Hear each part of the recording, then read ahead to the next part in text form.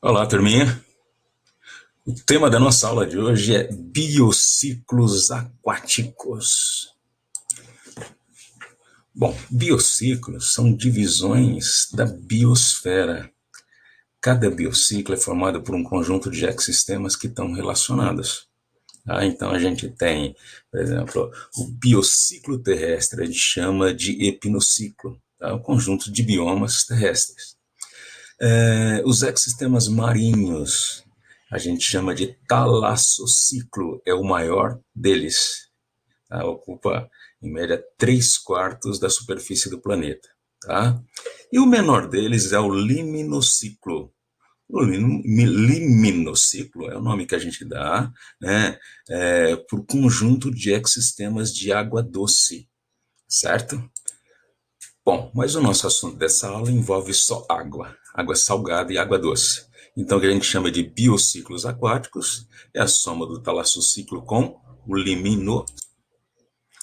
Bom, e a gente está falando de ecossistemas. Então, a gente começa a falar sobre os fatores abióticos, sobre a parte não viva do ambiente. Afinal de contas, esses fatores abióticos é que vão condicionar a comunidade, é que vão condicionar o conjunto de seres vivos que vão permanecer aí, tá certo? Então, a gente começa pela luz, fator importante. Então, olha, nos ambientes marinhos, a parte mais superficial é chamada de zona eufótica. Vai até cerca de 100 metros de profundidade, é uma região bem iluminada, muito rica, né, com seres fotossintetizantes, tá, com grande produtividade de alimento e oxigênio. Tá, a zona eufótica muito iluminada. E logo abaixo a gente tem a zona disfótica. Essa zona disfótica já recebe menos luz. Então já tem uma quantidade bem menor de seres fotossintetizantes, então tem menor produção de alimento, consequentemente tem menor quantidade de vida, ok? Bom, e abaixo de 300 metros você tem a zona afótica, aí não entra luz, tá? Então aí você não tem seres fotossintetizantes, a disponibilidade de alimento é muito pequena. Então, aí é muito comum os seres subirem, né, para a região iluminada para poder se alimentar. Tá? Outros que permanecem aí são predadores desses indivíduos que sobem para a região iluminada para se alimentar. Tá? E outros vivem, né, do alimento que precipita da região iluminada em direção ao fundo do mar. Tá? Bom, outro fator abiótico importante é a temperatura, que é dependente também da luminosidade. Então, por que que a temperatura é importante? Por que que ela condiciona, limita, restringe a presença de seres vivos? Porque ela interfere na atividade enzimática. Então, os corpos dos seres vivos, o funcionamento dos seres vivos é dependente das enzimas, e as enzimas sofrem interferência da temperatura. Então, geralmente, como o enzima gosta de lugares mais quentes, gostam mais de calor, né? Elas funcionam melhor no calor. Então, consequentemente, onde as temperaturas são mais altas, favorece mais a existência de seres vivos. E nos ambientes marinhos, a temperatura tem uma variação horizontal e vertical. Bom, próximo às regiões tropicais, né, de menor latitude, tá, as temperaturas são mais altas. Agora, à medida que você se aproxima dos polos, a temperatura vai caindo. Tá? E o mesmo acontece em relação à profundidade. Quanto mais você desce em direção ao fundo do mar, menor é a temperatura. Inclusive, né, em certas profundidades, a temperatura é tão baixa que se aproxima facilmente de 0 graus. Outro fator importante é a salinidade. Então, a gente sabe que a salinidade, a concentração da água, ela interfere na regulagem osmótica dos seres. Tem seres que não podem viver em lugar muito salino, muito concentrado. Tem outros que já só conseguem viver bem em regiões muito salinas. Tem alguns seres que conseguem transitar de um ambiente para o outro, certo? Bom, mas o certo é que nos ambientes marinhos, as regiões de menor latitude, as regiões tropicais, como a temperatura é mais alta, a taxa de evaporação é maior. Então, nessas regiões, o mar é mais salino, a concentração salina é maior. E outro fator abiótico importante, né, relacionado ao mar, tá, é a pressão. Então, a gente sabe que à medida que você desce em direção ao fundo do mar, a cada 10 metros aumenta a pressão em uma atmosfera. Então, se você tiver 10 metros de profundidade, sobre você tem uma pressão de 2 atmosferas. Se você tiver a 100 metros de profundidade, são 11 atmosferas e assim por diante. Então, em regiões muito profundas, só pode sobreviver indivíduos que estão muito adaptados a pressões absurdas. Então, ele tem um corpo, né, tudo construído para isso, com uma menor superfície de contato com o meio, para sofrer menos, né, o impacto dessa pressão assombrosa, certo? E agora vamos falar sobre os seres vivos. Então, o conjunto de seres vivos que habitam um determinado ambiente a gente chama de comunidade. Então, as comunidades aquáticas, as comunidades ambientes marinhos. Então, a primeira comunidade, o primeiro conjunto de seres vivos que a gente vai abordar é o plâncton. Plâncton ou comunidade planctônica. Então, o plâncton é formado por seres muito pequenininhos, microscópicos, né?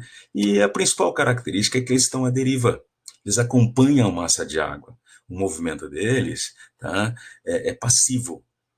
E a gente divide o plâncton em dois tipos, ou dois grupos, tá? Você tem o fitoplâncton, que é formado pelas algas unicelulares, é a parte produtora do plâncton. Fazem fotossíntese, produzem grandes quantidades de alimento e oxigênio, certo? São os verdadeiros pulmões do mundo. A quantidade de alimento e de oxigênio que essas algas produzem é uma coisa fenomenal, certo? Bom, e tem também, tá, o zooplâncton. Tá? Então, são seres microscópicos, são os protozoários, né, são microanimais, principalmente microcrustáceos, tá? E as larvas de animaizinhos. Bem, a outra comunidade que a gente vai estudar é o bênton ou comunidade bentônica. Então, esse grupo de seres vivos, eles têm como característica principal, eles vivem no fundo do mar, eles são fixos ou rastejantes. Então, lá você vai encontrar as esponjas, os corais, estrelas do mar, vermes poliquetos, e olha, as algas pluricelulares, elas são fixas no fundo do mar. Então, a comunidade bentônica fixa ou rastejante no fundo do mar, certo? Bom, a terceira e última comunidade é o que a gente chama de nécton, a comunidade nectônica. Esses são os donos do nariz. Vão para onde querem. Então, são natantes, são mamíferos como as baleias, os golfinhos, peixes, né, os cardumes, os grandes cardumes, os tubarões, tartarugas marinhas. Então, todo indivíduo natante que vai para onde quer pertence à comunidade nectônica, certo? Bom, e aqui a gente tem uma divisão arbitrária dos ambientes marinhos que serve muito mais para os oceanógrafos organizar seus estudos, suas pesquisas. Tá? Então, costuma-se dividir, né, o ambiente marinho de acordo com a proximidade ou distância da costa. Então, a gente tem a chamada zona litorânea ou nerítica.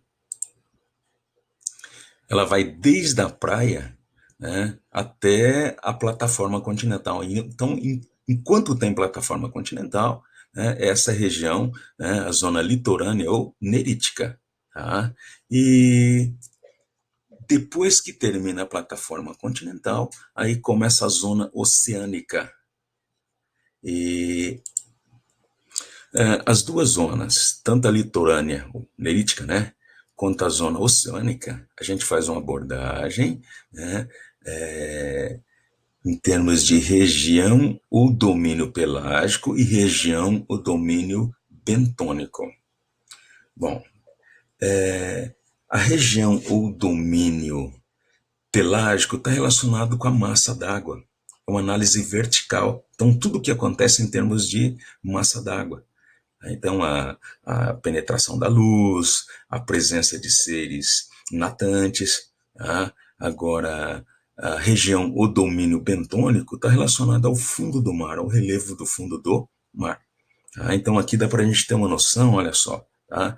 Da zona nerítica ou litorânea. Olha, vai desde a praia, da Restinga, das dunas, da região de arrebentação, da região de Entre Marés, né, até terminar a plataforma continental. Aí, né, começa a zona oceânica. Tá? Bom, a região, o domínio pelágico da zona litorânea, olha, veio desde essa região de arrebentação da praia, né, região de arrebentação, região muito rica em oxigênio. E, né, a região de Entre Marés, você tem uma diversidade muito grande de seres, porque ali você encontra indivíduos que às vezes eles estão cobertos pela água, estão mergulhados na água e às vezes não tem água. Tá? E à medida que você se distancia da praia, você encontra, né, uma diversidade muito grande, principalmente de animais, animais natantes. Tá? Agora, o domínio bentônico, a região bentônica da zona litorânea, olha, também é muito rico. Como esse fundo é muito iluminado, você tem uma quantidade muito grande de algas pluricelulares e, principalmente, os corais. A gente não pode esquecer que os corais estão associados às algas zooxantelas, que precisam de luz para fazer fotossíntese e produzir alimento para os dois. É por isso que dificilmente você vai encontrar corais abaixo de 100 metros de profundidade, certo? Bom, e na zona oceânica, né, o domínio pelágico da zona oceânica, às vezes ele é enganoso, tá? Então esse é o verdadeiro alto mar. Então, aqui é muito pobre em vida. Tem muito pouca vida. Às vezes o cara fala, vou pescar em alto mar. Vai nada. Em alto mar tem muito pouco ou nenhum peixe. E por quê? Porque lá tem uma disponibilidade muito pequena de nutrientes minerais. Então, tem uma quantidade pequena também de produtores de plâncton. Então, com essa pouca disponibilidade de alimento, também tem pouca vida, certo? Então, nessa massa d'água que é a vida, tá, não é tão rica quanto a gente pode pensar. Tá? E a região bentônica são regiões profundas, né? Esse navio, por exemplo, aqui, ó, essa foto foi tirada de um navio naufragado a 3 mil metros de profundidade. Então, tem muitos seres aqui, tem vermes e tal, mas a vida é pobre nessas regiões, ok? Bom, e vamos mudar um pouquinho, vamos falar agora do biociclo de água doce, o liminociclo. Bom, é o menor dos biociclos. A gente não pode esquecer que os seres vivos precisam de água doce. Na realidade, a água não é doce coisa nenhuma. Ela só é menos salgada do que a do mar. Só é menos salgada que a água do mar. Então, obviamente, essa água não é doce, tá?